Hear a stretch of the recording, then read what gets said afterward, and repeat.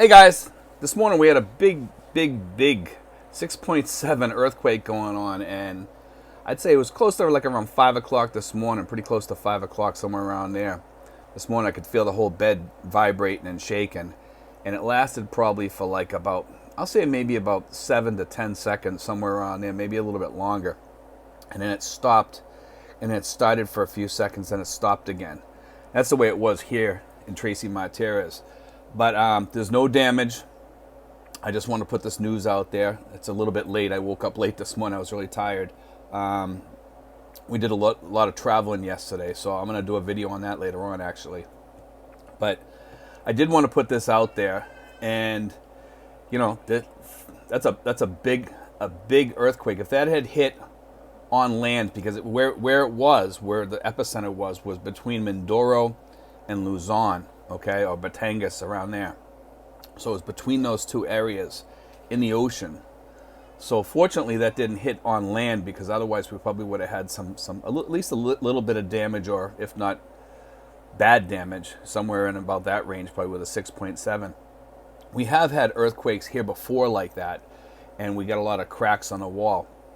I have a crack in the bathroom that I look at all the time, and whenever we have an earthquake, I look at that crack, and I can tell how bad the earthquake was. Well, on this one here, the crack went 3 more feet longer all the way to the wall, because before it was in the middle of the wall, and this time here it went all the way to the edge and went, touched up against there. So the crack is pretty big now. It's bigger than it was.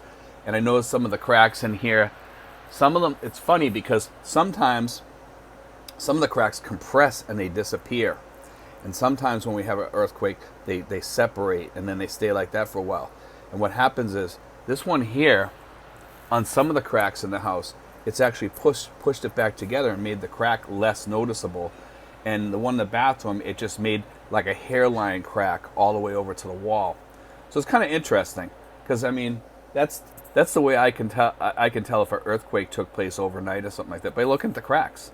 Because I look at those cracks every day, and I notice how far they're going and stuff like that. And this morning when I took a shower, definitely that thing stretched about 3 feet. So now the only way I can tell now at from the one in the bathroom is if it opens and closes, and that's about it. And I'll have to check for some other cracks around here that I can go off of, some new cracks. I'm sure there are.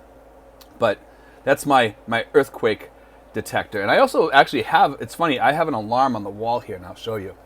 And you can see it. It says alarm. I hope you can see it anyway. Anyway, it says alarm there. And that alarm is a motion detector. If it shakes a lot, it goes off. And it didn't go off. It wasn't shaking that much, because it was kind of like a small vibrating thing. The bed was kind of shaking, like vibrating a little bit. It was kind of like an irritant, more so than anything else.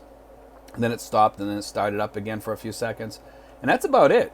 It wasn't anything really big or bad where the ground's shaking underneath you like in the movies, and you can't walk, and you see cars moving and all that, the Hollywood movie effects. Most earthquakes are not like that.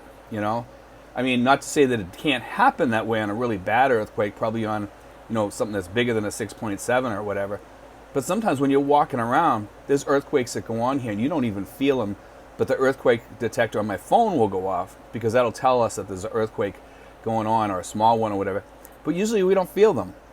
And I'm usually pretty prone to feeling earthquakes. I'm not sure why, but I can feel them a little bit more than other people. I'm not sure why, but like if I'm sitting in a chair, I can feel the smaller ones where most people can't.